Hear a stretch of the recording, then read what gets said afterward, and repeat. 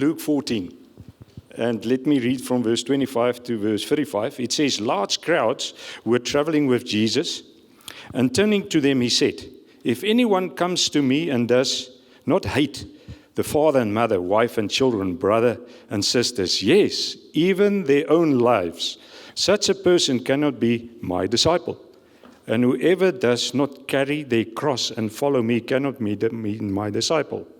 Suppose one of you wants to build a tower. Won't he first sit down and estimate the cost to see if he's got enough money to complete it? For if you lay the foundations and are not able to finish it, everyone who sees it will ridicule you, saying, the person began to build and wasn't able to finish. Or suppose a king is about to go to war against another king. Won't the first sit down and consider whether he is able with 10,000 men to oppose the one coming against him with 20,000? If he is not able, he will send a delegation, while the other is still a long way off, and will ask for terms of peace. In the same way, those of you who does not give up everything you have cannot be my disciple. Salt is good, but if it loses its saltiness, how can it be made salty again? If it's fitting for the soil or not for the manure pile, it is thrown out. Who has ears to hear, let them hear. So constantly you can see Jesus refers to the fact, cannot be my disciple, cannot meet my disciple. So clearly he's looking for disciples, people that can show the value, not just the talk, but the walk, and they can show evidence of what they do. So it's quite a heavy text. So what does it require? But I think before I want to look at this stands in a certain context. And I want to look at that too, because we know Scripture never stands on its own. It's always built into a broader context. So there's two things that I want to highlight. And I want to say, we can clearly see from this text, Jesus is on a journey. He's going somewhere. And it's actually quite important for us to know that. It states the following in Luke 9, verse 51. And this is where he's going on, this journey. It says, as the time approached for him to be taken up to heaven, Jesus resolutely set out for Jerusalem. That's quite a hectic word, resolutely. Nothing is going to stop me. I've got my eye on the target. He's gunning for it. He's going for it like a flint. He sets his face and he's going for it. But what is he going to do in Jerusalem? He's going to face the cross. It is in Jerusalem where he will be rejected, suffered, and crucified. So if I say I follow Jesus, this is where you're going. It is not a comfortable place. It's not like it's an easy journey. Jesus says, this is what I'm doing, this is where I'm going. If you follow me, I just want to make something clear. I'm going to the cross, and in a sense, what you are then doing, and with confidence I ask you, do likewise. Follow me to the same end. And I think the Scripture also said, take up your cross and follow me, because that would be evidence that you are clearly with me or not with me, as hard as it might seem. But this is what Jesus is doing, and this is the journey he's on his way. And if you really follow him, this is where you're going. And he makes it clear. So, are we still with him? But that's a challenge. The next thing is, the account before this one was this beautiful banquet that has been thrown by this king. And you can see in the text, he starts out by inviting very specific people. He had very specific people in mind. He sends them that personal invitation. What happens? Many excuses. Excuses range from, there's family matters. Oh no, there's business matters. Oh, there's livelihood matters. We can all say it's justified. But in that context, Jesus said, it's a matter of life and death. Excuses, there is a place for them. But when a king requests that you come to invitation, I think then maybe you have to ask what is more important? What is priorities? And I think so here we see, then eventually this king say, but go out and invite everyone. Go invite them, because I want people at my banquet. So we all know that that account refers to this access into the kingdom of God. All that you need to do is answer the invitation and arrive. It is for free, and it's a one-time event. It didn't cost me anything. It's free access, this beautiful access, this grace of God, access into the kingdom of God. It happens once in one's life. That's assurance of salvation, where we get this access into the kingdom. But here we can see a radical turn, a significant turn, where Jesus says, now that you're in the kingdom, things are changing. Now I ask you total dedication, commitment, intentionality to follow me. It's a high cost of discipleship, as we can see here. And it's something that happens daily, consistently, intentionally, committingly, lay my life down and follow and be his disciple. Because that is what Jesus says here. It is not anymore just this beautiful free access. There's place for that. But Jesus says, yes, now that you're in the kingdom, what is happening there? Is it just this continuation of it's comfortable? I can have an easy life.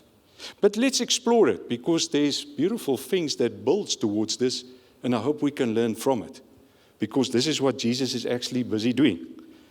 So obviously, we're moving into a new phase, Jesus say, and it has got new requirements. So can I say God is also constantly, like this morning, saying there's a new phase and there's new requirements, and he's going to break down walls. He's asking us to step into a greater measure. Even the testimony of the youth and what we've heard from Barbara, just the awareness of, I've limited myself. I've walked in the spaces that I've got everything, but yet I don't live in nothing of that. And I trust that God will stir our hearts, that in your own personal capacity, he will touch on things where we need to move or change or shift, or things needs to be broken down so we can step in what he has for us. So the first thing that I want to look at is, we can see there, it refers to the fact that many people were traveling with Jesus, crowds actually, were traveling with him. It's a beautiful thing. Jesus knows that many people are traveling with him, because obviously his message and his ministry are really popular, and it's catching on. We can see his reputation because of the signs, wonders, and miracles. People are drawn to that place. His popularity is rising. And we can see that his approval rate is off the charts. I mean, he's not like the other rabbis. He's totally different. He does things differently, and he just drew this wonderful crowd of people. And we can see many people has made this choice. Yeah, we want to travel with you, Jesus. But can we ask the question, have they made the choice to follow Jesus? Is that two different things that we say when we travel with Jesus and we follow Jesus is two different aspects? I think when we travel with somebody, it is very casual. I can be very comfortable when I travel. When I'm overseas, I'm very casual. I can enjoy things. But it's also a thing that I can say, most of the time, I'm still in full control, right? Because when I travel, I can decide if I want to take the next step with Eugene, and if this hill is getting a bit too steep, I can decide, I don't have the energy today. Let me go the shorter route or the comfortable route. So I just travel because I'm still in full control. I'm very comfortable, very casual on my journey. But what is follow? Is that equal to travel? And Jesus knows that many is traveling with him. Because yes, maybe they've witnessed this beautiful multiplication of the fish and the bread, and they've even eaten it from it. Maybe a family member was delivered from a demon, and now I want to bring another person. Maybe they've seen beautiful things of how he healed and restored, how he ministered in powerful ways. Others came along because they were hoping he's going to overthrow this Roman Empire because they were so oppressed and abused by them. So they're traveling and they're hoping, and they've really encountered things. But they're traveling. And Jesus is coming to this critical point, and he actually stops. Resolutely he's going, but he stops almost for a moment and say, I know these guys are traveling, but let me just test their hearts to see, are they really following? And now when Jesus comes and he's very good in offending us and challenging us and upsetting us and causing a lot of trouble. And sometimes he used the church or our friends or the church leadership to unravel that. And now you get in conflict with brothers and sisters. But Jesus is actually challenging your lackadaisy traveling mode of just moving around. Life is easy, but I'm not following. Because Jesus is, and he comes here and he starts to upset. And we can see many of them who are truly upset. Crowds left him. Don't invite Jesus to your business. He can sometimes let crowds left your business. So I'm just saying. So because he's not the best guy in marketing or getting crowds. He makes sure crowds go because he knows what is in hearts. And he wants to test what is in hearts. And here he does likewise. He tests hearts to say who's traveling and who's following. And eventually only his disciples was left over. Actually, if you read the text further. And Jesus understands that. But can I say that there's a radical switch that Jesus is looking for us? That he doesn't want us just to continue just traveling. He looks for followers. And maybe you said, but I do follow Jesus because I've given my heart to Jesus. And he's forgiven my sins. And he's helped me in my marriage. And he's restored relationships. Can I say, and many people say, but that is truly devotion, Marius. Is it? Is it following? You still have just received. You're still there at the entrance and you just, thank you, Jesus. I'm traveling and I'm getting things from you. But Jesus said, now let's follow. Let's go deeper. Let's go to the more I have for you.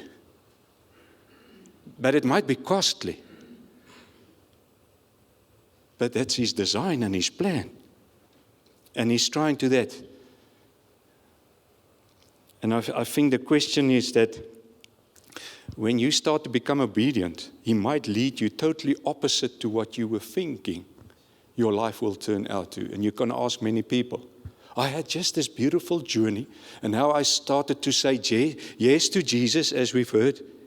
And all of a sudden, he just make a radical turn. And he's just upsetting my life. I was just thinking I've got everything under control because I was beautifully traveling with him. Now I need to follow him.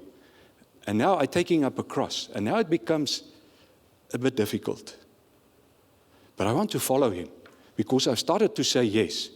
Or is it today, I don't know. Maybe I'm doubting. Maybe it's a yes and sometimes a no. That's fine. Jesus still meets us where we are at. But I think what he eventually we're hoping for is that we convincingly can say, yes, Lord, I follow you, even if I don't understand, even if the mystery before me is unknown. You know, a traveler likes Psalm 23, but just the first part. Beautiful green pastures and lovely quiet waters. But when it comes to the valleys and the shadows,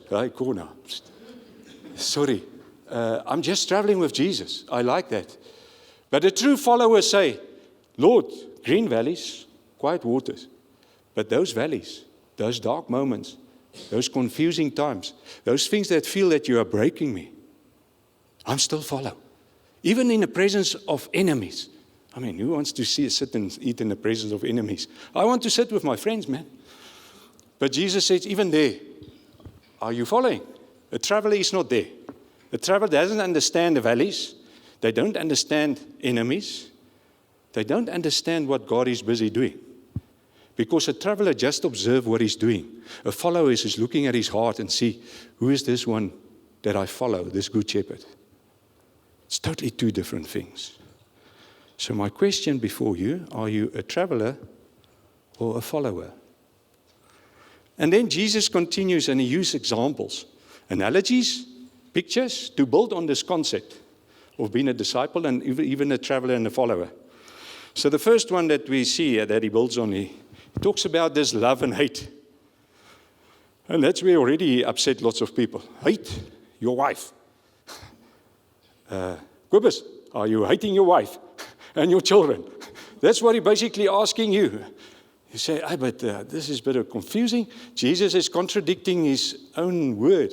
I mean, we must honor our parents and we must at least love our neighbors and all these things. What is he busy doing? He's busy upsetting you. He's testing your heart. He's trying to see what is going there. What is really that idol, that beautiful thing. When he talks about hate, it's Aramaic. And it's not the way that we understand in English or Afrikaans. It's just that I have decided to refuse to put something first in his place. There is a clear intention about priorities and importance. He is the most important. He is the priority. And anything that comes in that place, I have to say, I hate it. Because that is truly robbing me from true love. Because love starts with him. So if you knock off the one that is love and brings love, the whole thing will tumble. So you decide in your heart, but I hate everything that comes in the place of Jesus. But Jesus knows we do that, because that's why he refers to them in this text. He says, yeah, but you don't hate them. You put them in front of me, just like the example that we've seen with the banquet. All those was examples of they put things before Jesus. So he builds this whole case, even with the banquet, to say, but you're already doing it. And you're not following me. You're not with me. You say one thing, but you're totally far away from me. You're not close to me. And it's a hard word, but that's the reality. And that's why it's so intense.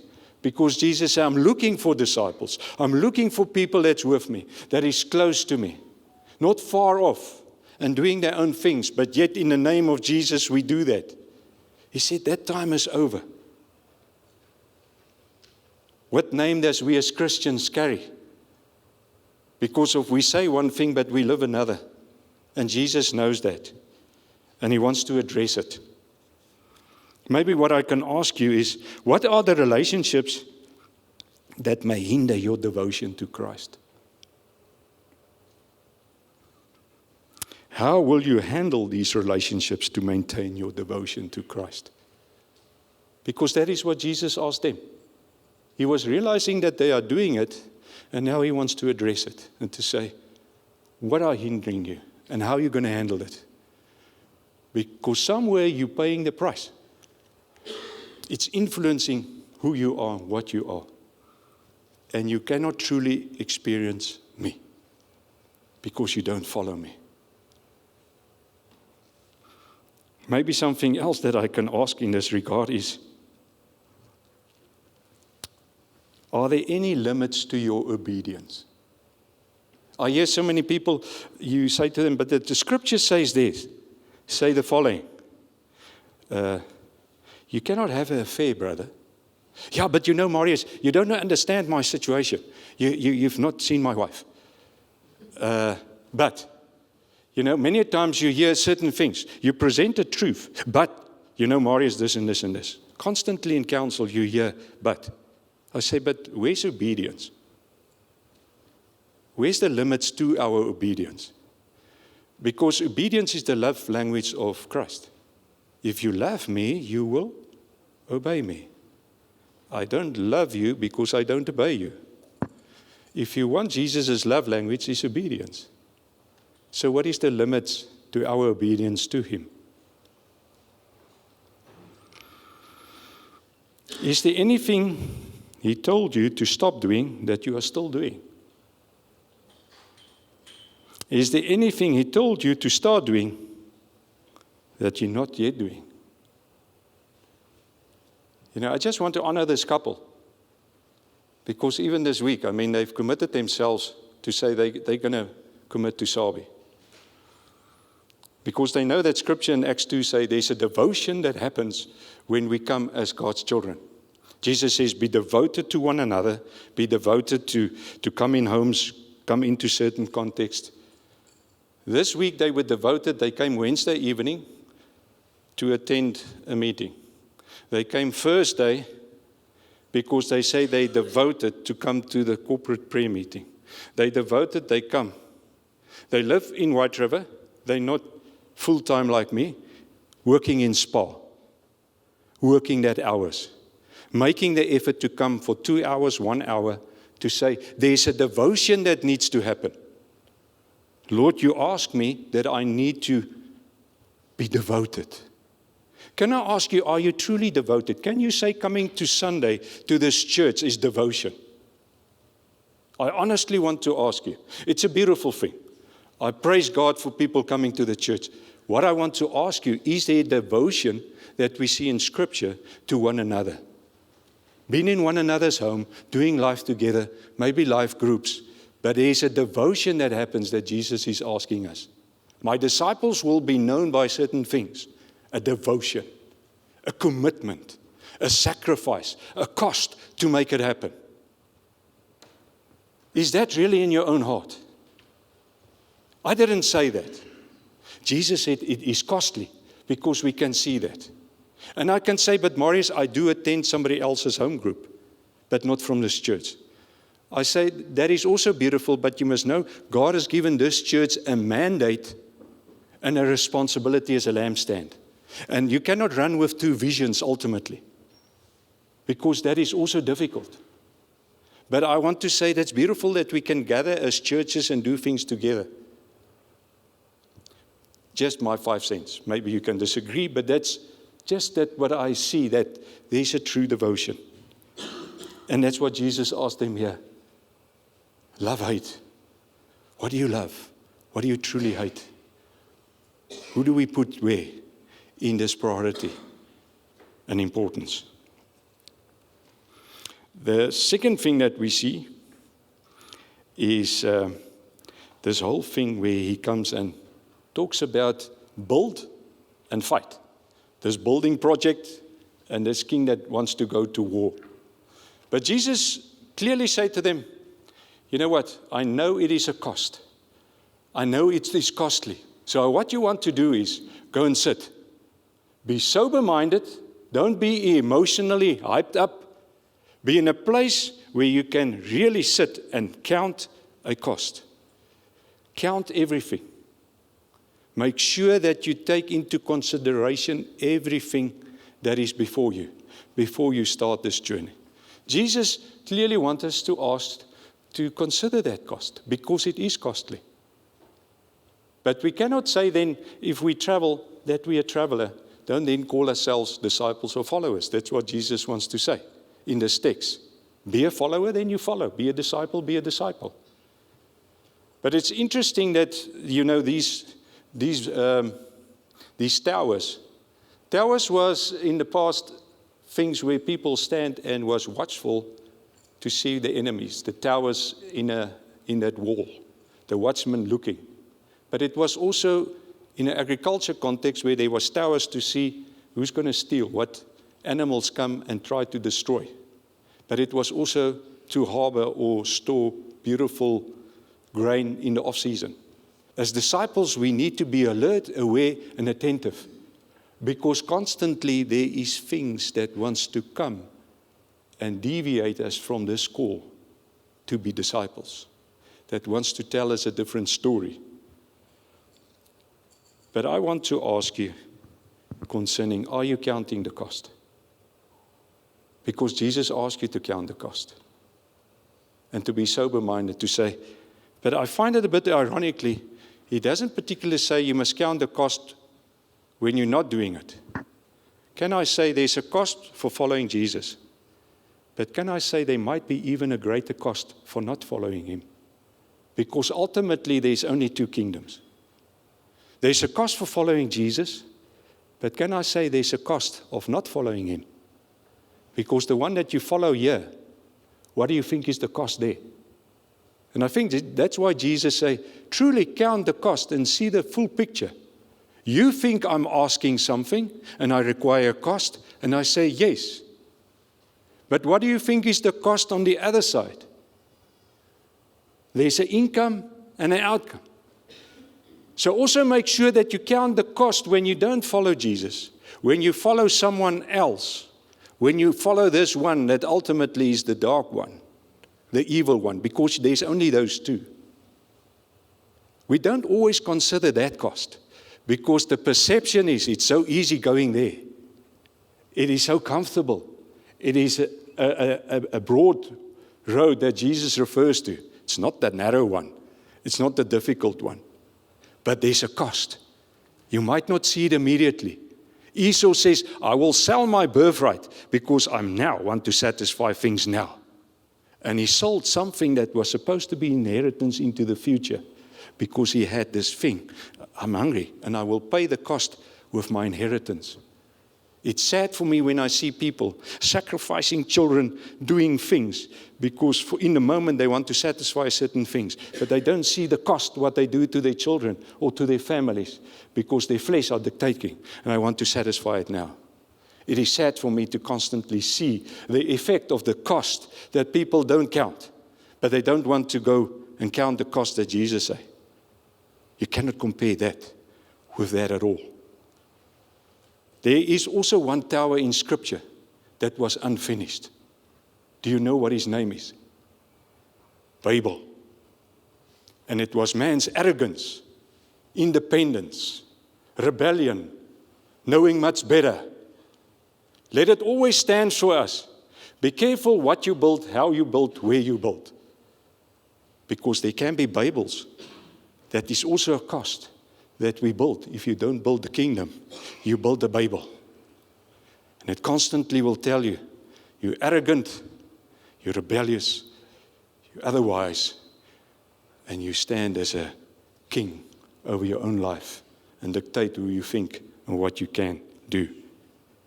It's sad, but that's the reality. And that's what God said, please don't build the Babel. Build my kingdom, the everlasting kingdom. And it talks about fighting. I mean, Ephesians, Timothy, it talks about fighting the good fight of faith. It says the armor. God has given us the armor. It talks about endure hardship. Again, there's a cost, hardship. As a good soldier of Jesus Christ. Can I say you can only decide when you fight, do it in 3 ways. Do the good fight, do the bad fight, or don't fight at all.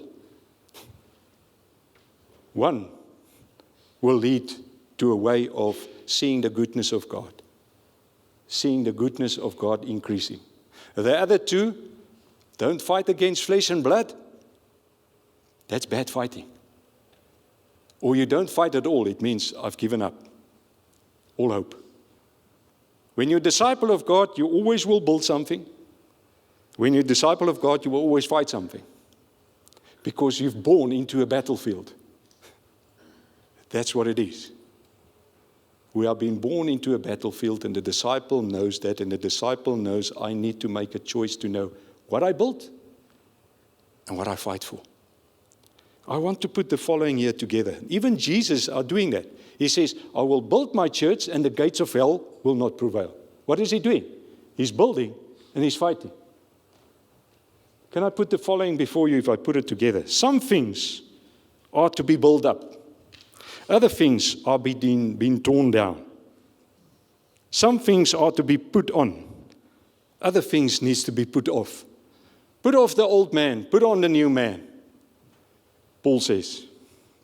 Some things are to be believed. Other things need to be denied. Some things are to be loved. Other things are to be hated. Things like compromise, complacency, lukewarmness. Are you fighting? And are you building? Because that's what a disciple do. That's what he's faithful to. And lastly, it talks about salt. Saltiness and bland. The only way salt can lose its saltiness is by 2 ways. Either dilute it, that it's got no effect at all, or you contaminate it. So the question is a disciple that slowly but surely dwindle, or a traveler, is still in this place of, it's diluting. There's no commitment. It's easy. Because if you drink salt, it immediately will impact you. You will feel the effect. Put a hand of salt in your mouth. You will immediately know there's an impact. There's an effect. If I dilute it by water and I say drink, another one please, another one please. If I contaminate it, the same effect. I take that sting, that effectiveness, that power, that punch. I lose that. That's when we move from a follower to a traveler. I think Jesus puts it before us because he says, I'm looking for disciples. And I hope that each one of us in our hearts will say, yes, Lord, as we've heard. Is it going to be easy? No. But even if you don't choose that, it's not going to get easier. The cost might be even greater.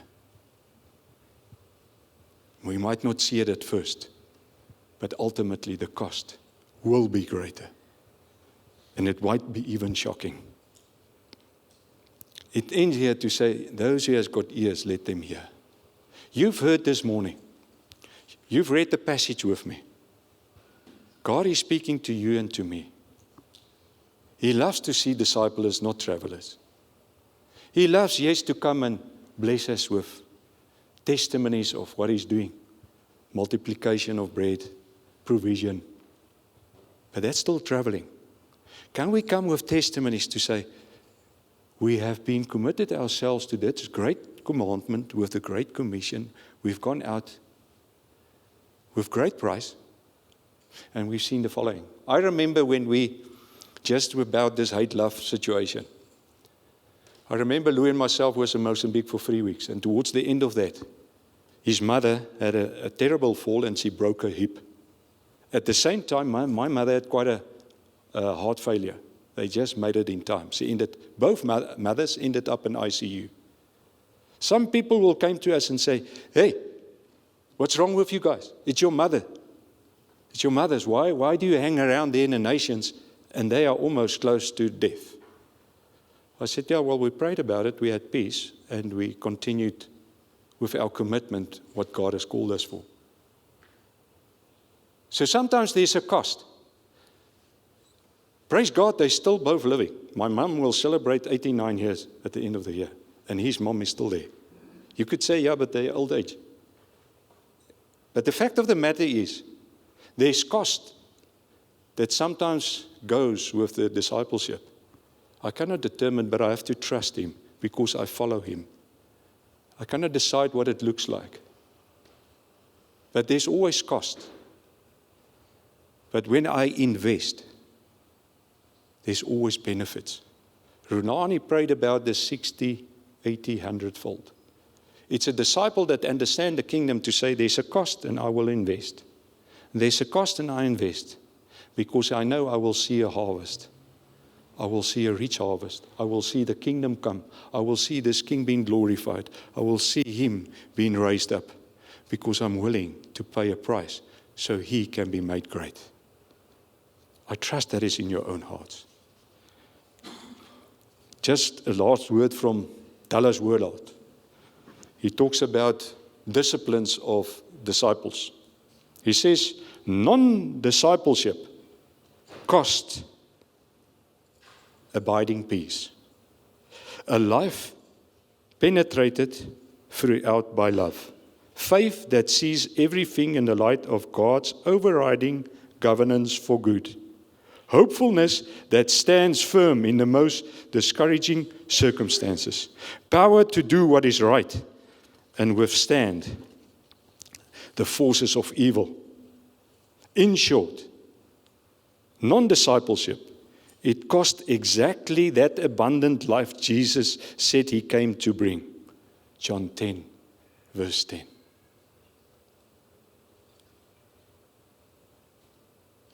I think I've said enough. I trust I represented Jesus because it's hard. It's difficult sometimes to speak about it. But we're living in a time where we don't know what happens tomorrow and how life unfolds. But he's asked us not to follow the news and see what's happening, even if we do that. But that mustn't dictate us. Are we following him?